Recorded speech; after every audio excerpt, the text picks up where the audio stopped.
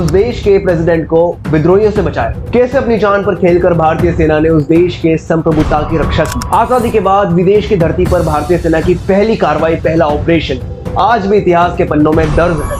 आज जानेंगे Indian army के अदम्य साहस की एक अद्भुत वीर गाथा। स्वागत है आपका हमारे चैनल बिहाइंड द ट्रुथ पर। मैं अतीक पटेल आपका होस्ट। चलिए शुरू करते हैं।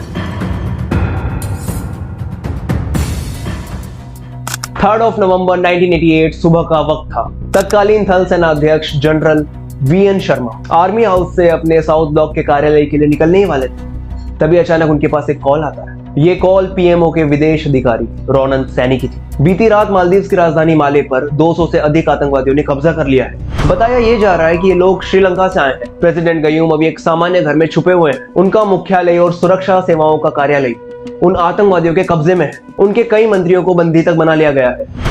हमें उनके पर्यटन मंत्री के घर से एक सैटेलाइट फोन के जरिए एसओएस मिला है। हम अभी एनएसजी कमांडोज को जुटाने की कोशिश कर रहे हैं और प्रधानमंत्री राजीव गांधी चाहते हैं कि इसमें सेना भी हस्तक्षेप करे। आप जल्द से जल्द पीएमओ कार्यालय आ जाएं। इस पर जनरल शर्मा कहते हैं कि जरूर रोनन, अगर पीएम हमें ब्रीफ करेंगे तो हम जरूर इस पर काम शुरू करेंगे।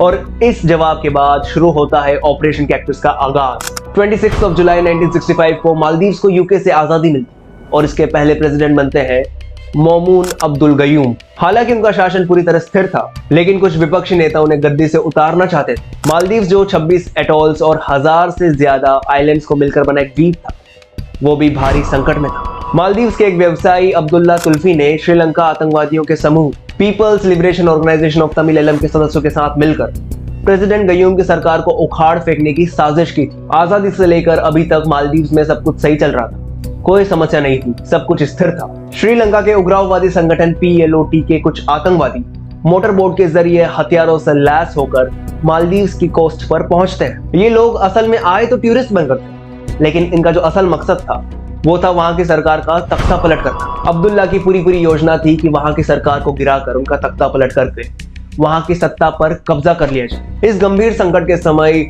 जो प्रेसिडेंट गयूम थे, उन्होंने पाकिस्तान और श्रीलंका दोनों से गुहार लगाई, लेकिन उनकी गुहार को अस्वीकार कर दिया गया। किसी ने उनकी गुहार नहीं मानी। सिंगापुर, अमेरिका और ब्रिटेन जैसे देश भी तत्काल सहायता देने में असमर्थ थे। जब हर तरफ का रास्ता बंद हो गया, तब उन्होंने अपना रुख दिल्ली की तरफ किया और राजीव गांधी को कॉल मिलाया, उनसे मदद की गुहार की। इसके बाद पीएमओ ऑफिस के बुलावे पर 3 नवंबर 1988 की सुबह को जनरल वीएन शर्मा पीएमओ कार्यालय पहुंचे। वहां पहुंचकर लिफ्ट के पास जाकर सेना के उप प्रमुख लेफ्टिनेंट जनरल रॉड्रिगीज से उन्होंने मुलाकात की। वहां पहुंचकर उन्होंने हालात का पूरा जायजा लिया और नेवी और एयरफोर्स को हाई अलर्ट पर रहने को कहा।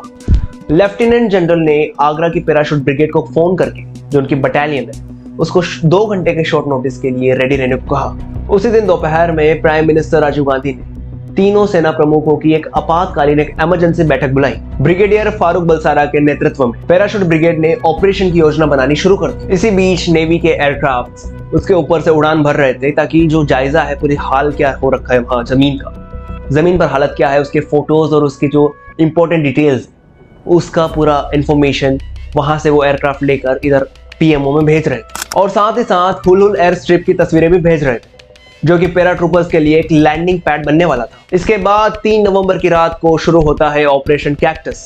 इंडियन एयरफोर्स ने आगरा के एयरबेस से 50th पैराशूट बटालियन को एयरलिफ्ट किया। सैनिकों ने 2000 किलोमीटर की दूरी बिना किसी रुकावट के तय की और 9 घंटे के भीतर मालदीव्स की राजधानी मालवे में लैंड कर। इंडियन एयरफोर्स का प्लेन हुलुले एयरपोर्ट पर लैंड करता है, जिसमें सवार थे 300 से ज्यादा सैनिक। वे वहां पर लैंड करते हैं, प्लेन से उतरते हैं और आगे बढ़ जाते हैं माले राजधानी की तरफ। इसी बीच कोची से और सेना भेजी गई। इंडियन एयरफोर्स के मिराज विमान भी माले के ऊपर उड़ान भरने लगे, जिससे उन विद्रोहियों पर दबाव और बढ़ गया। उग्रवादियों ने जरा भी नहीं सोचा था कि जवाबी कार्रवाई का सामना उन्हें इतना जल्दी करना पड़े। इससे उनका मनोबल बुरी तरह टूट जाता है। भारतीय सेना ने सबसे पहले एयरपोर्ट को अपने नियंत्रण में लिया और प्रेसिडेंट गयूम को सुरक्षित किया। जमीनी और हवाई कार्रवाई के साथ साथ भारतीय नौसेना भी हरकत में आ गई। आईएनएस गोदावरी और बेतवा ने जो श्रीलंका और मालदीव्स के बीच जो उग्रवादियों की सप्लाई लाइन, उसको पूरी तरह काट दिया था। उग्रवादियों ने भारतीय बलों के आने की खबर रेडियो पर सुनकर भागने का प्रयास किया। कुछ ही घंटों के भीतर भारतीय सेना ने माले से उग्रवादियों को खदेड़ना शुरू किया, लेकिन अपनी जान बचाकर भागते हुए इन उग्रवादियों ने एक कार्गो शिप को हाईजैक कर लिया। इसमें 27 लोगों को बंधक बनाकर अपने साथ ले जाने का प्रयास किया। उन 27 लोगों में मालदीव्स के टूरिज्म मिनिस्टर और उनकी बीवी भी शामिल थी, लेकिन बाद में इस जहाज को अमेरिकी नौसेना ने इंटरसेप्ट किया और इसकी जानकारी भारतीय नौसेना को दी। इसके बाद INS गोदावरी से एक हेलीकॉप्टर भर कर जाता है और उस जहाज पर लैंड करता है और वहां शुरू होती है कमांडो की कार्रवाई। तनावपूर्ण स्थिति के बाद विद्रोहियों ने आत्मसमर्पण कर दिया। फिर उग्रवादियों को और उन 27 बंधकों को वहां से छुड़ाकर INS गोदावरी में ले जाया गया। महज 16 घंटे में ही तख्ता पलट विफल हो गया। कमांडो कार्रवाई में 19 लोग मारे गए, इनमें ज्यादातर उग्रवादी। भारतीय सेना ने बड़ी बहादुरी के साथ मालदीव्स के राष्ट्रपति को वहां से निकाला और उन्हें फ्लाइट के जरिए इंडिया ले आए। भारत पहुंचने से पहले ही फ्लाइट के अंदर वे सैटेलाइट फोन के जरिए राजीव गांधी से बात करते और कहते हैं कि इस मुश्किल समय में अपने दोस्त के साथ खड़े रहने के लिए और ये पूरा सपोर्ट दिखाने के लिए आपका बहुत बहुत धन्यवाद। इस ऑपरेशन का नेतृत्व पैराशूट ब्रिगेड के ब्रिगेडियर फारूक बुलसारा ने किया। महज 2 दिन के भीतर यह ऑपरेशन कंप्लीट हुआ और जो तख्ता पलट की साजिश थी वो भी नाकाम हो गई। इस ऑपरेशन के लिए अमेरिका, ब्रिटेन सहित कई देशों ने भारतीय सेना की इस कार्रवाई की प्रशंसा की, लेकिन श्रीलंका ने कड़ा विरोध जताया। तो दोस्तों, ये था ऑपरेशन कैक्टस की पूरी कहानी, कैसे भारतीय सेना ने पहली बार इतिहास में, आजादी के बाद पहली बार किसी एक विदेशी देश पर, विदेशी धरती पर, विदेशी सरजमीन पर एक कार्रवाई की। ये अपने आप में एक ऐतिहासिक बात थी और ये कार्रवाई कोई ऐसी वैसी कार्रवाई नहीं थी, बल्कि ऐसी कार्रवाई थी जहां दुनिया भारत के साथ खड़ी थी। तो दोस्तों, कैसा लगा आपको हमारा video? Please let me know in the comments. अगर आपको वीडियो पसंद आया तो वो भी बताएं और कोई सुझाव हो वो भी बताएं। आपको अगला वीडियो किस चीज पर देखना है और ऐसे ही वीडियो देखने के लिए बने रहिए हमारे साथ इस चैनल पर बिहाइंड द ट्रुथ पर। मैं आपका दोस्त और आपका होस्ट अतीक पटेल आपसे विदा लेता हूं। Kindly subscribe to our channel, press that bell icon and share with your friends. Bye bye, मिलते हैं आपसे अगले वीडियो में, तब तक के लिए जय हिंद।